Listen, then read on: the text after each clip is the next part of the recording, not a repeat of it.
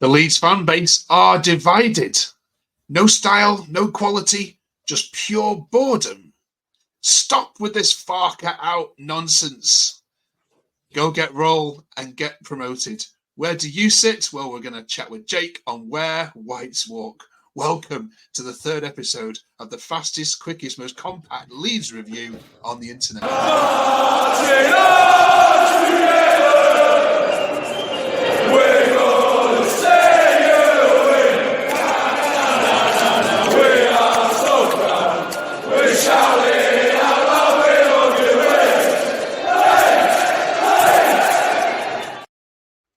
Welcome back, Jake, to Where Whites Walk. We're going to go straight into it. We've got lots and lots and lots to discuss with you on this episode. We're going to obviously preview the Sheffield Wednesday game in a second. We've got a Wednesday fan standing by. We're going to look at central defenders and ask your honest opinion on the strength and depth in that particular area.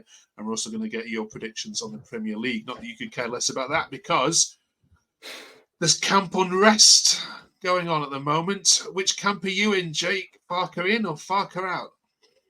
I mean, for now, I'm Farke in. I mean, there is, I'd say the majority of fans for now are just about Farke in. There's not a sort of a massive sort of vocal majority who want him sacked. There's, I think, as was always the case going into the season, he's on quite a tight leash, I'd say, and I thought that before the season started, because obviously, I mean, not as much now. Now we've lost some players, and especially Rutter, which is obviously knocked the fan base for six.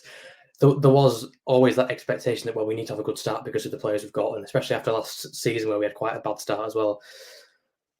There's been that expectation to get off to a good start, and there is a bit of, and I'm in this sort of in this camp as well.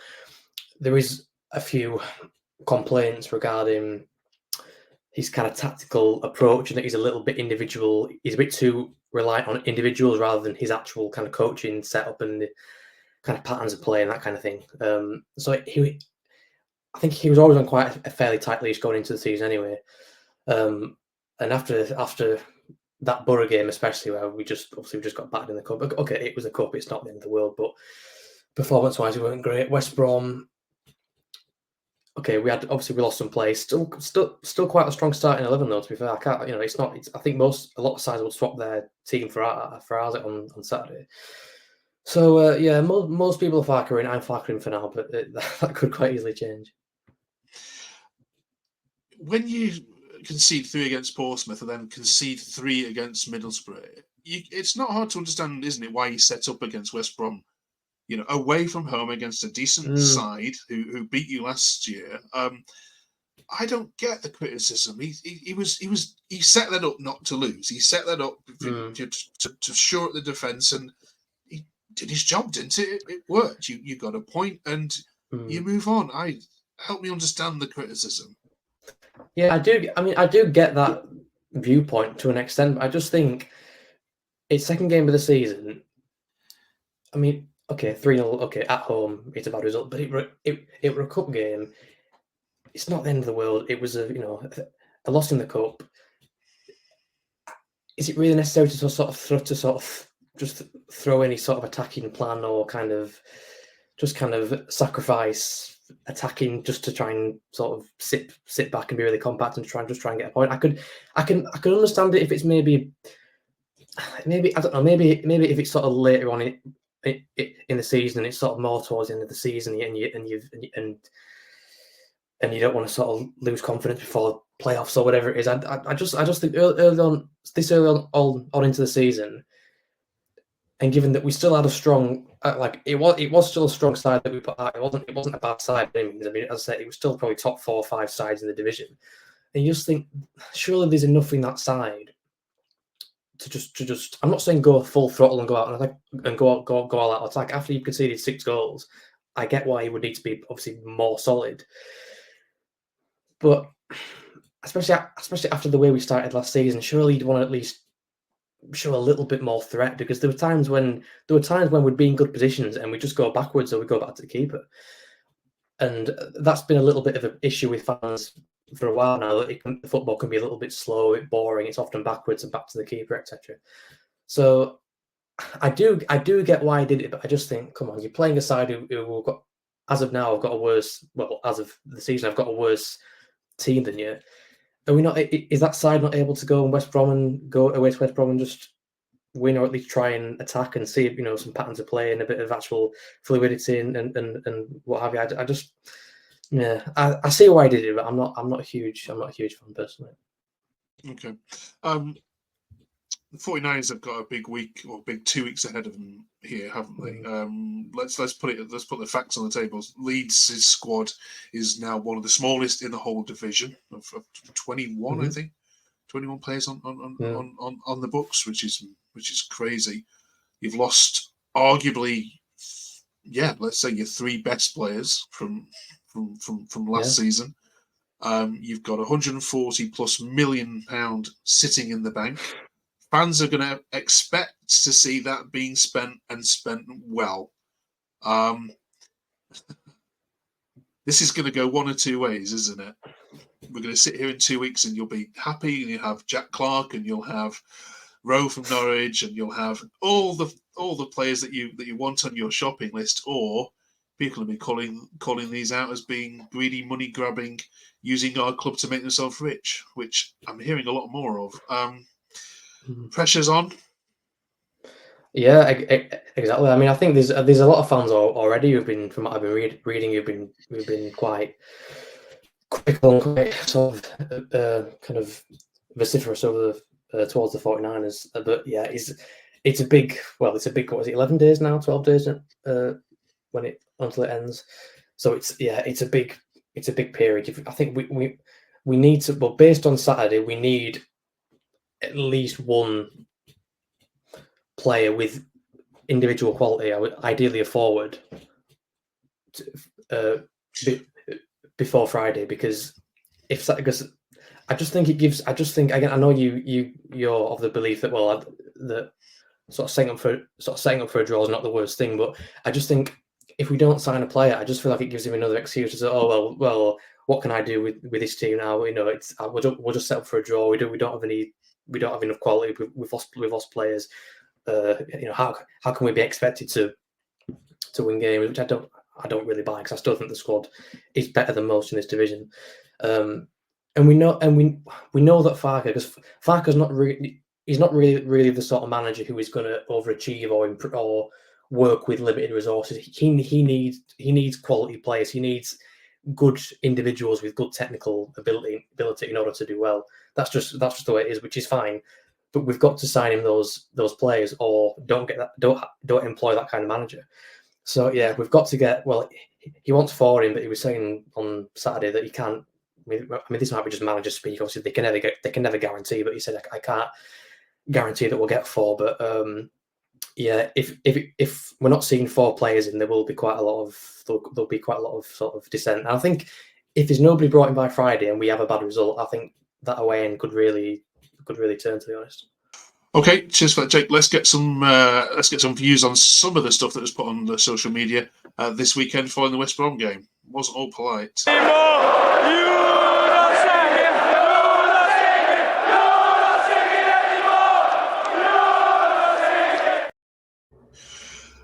Mark says it's a clean sheet. That's as positive as I can be. Both teams utterly clueless in the final third. Bogle really needs to get his act together, because he's been a massive weak link thus far. What's your impressions of how your new defenders started? He's not had an easy time of it, has he? No, I don't think he's been. He's not had the best start. I don't think he's not made maybe the start we expected. But I don't think he's been too bad. Against Portsmouth, if certain players finished, he would have had 2 assists, to be fair to him. So I don't think it's been that bad.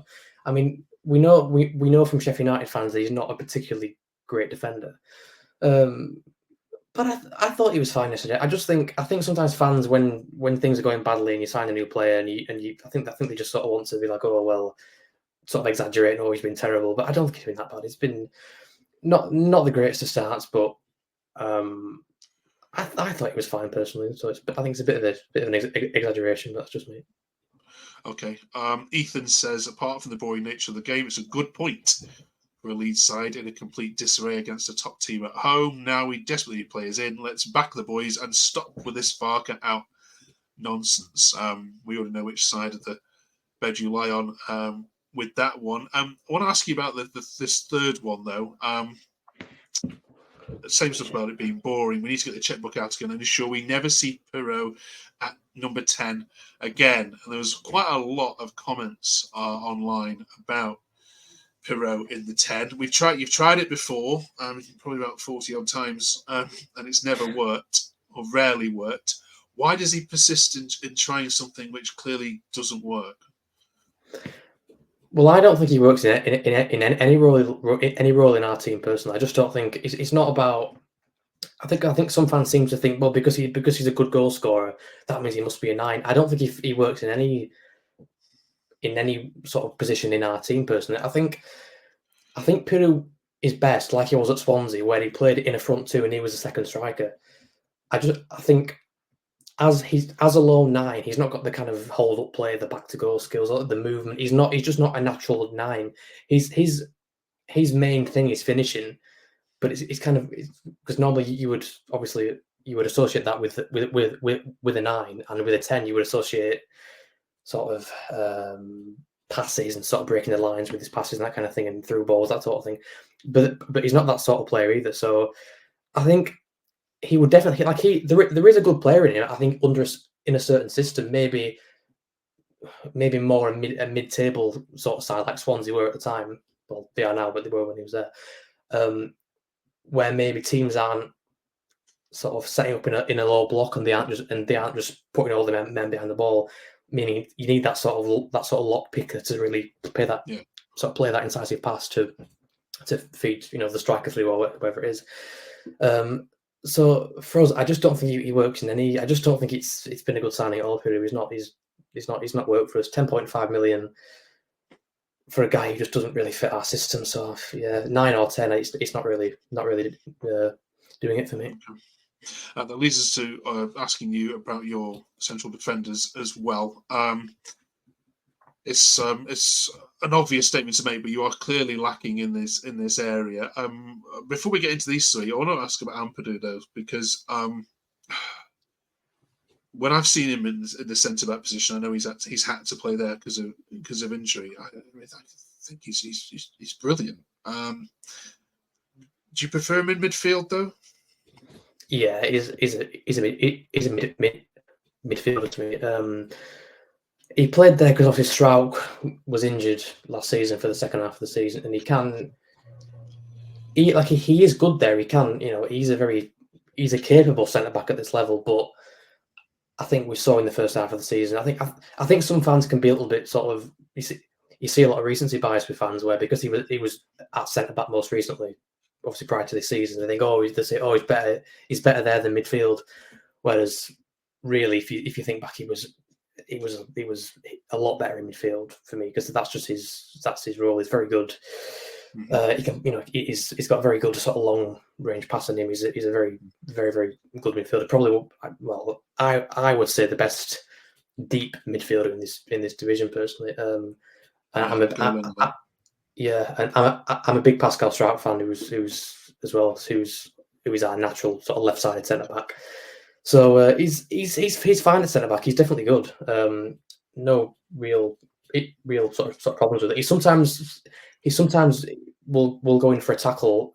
He sort of thinks that he's still playing in midfield sometimes, but he's rather than just standing up to play, he may slide in sometimes. And it's like in the Norwich game in the playoff second leg, there was a through ball and he sort of tried to slide in and kind of intercept it, and it just goes wrong and Side just said 1-on-1, but luckily Meslier saved it. But I like either position really. He's definitely a good player, but midfield is a stronger one, definitely. So your strongest pairing then is clearly Strauch and Rodon. Yeah, for me. I mean Verba should be good at this level, but on was it Wednesday? Yeah, Wednesday I think against Bury he was shocking. And Rodon's not made the. To be fair, on Saturday was good, but Rodon's not made the best start to the season really. As I said last week, I think. But yeah, it was better on Saturday. But Verba's obviously because he left last season, he's not got much of a he got a bit of a sour taste with the fans anyway. But he was not good. Okay. The Premier League's back, just to finish off with, not that you could care too much about it, because it's all about going back to the Premier League for you, but who do you have as champions this year?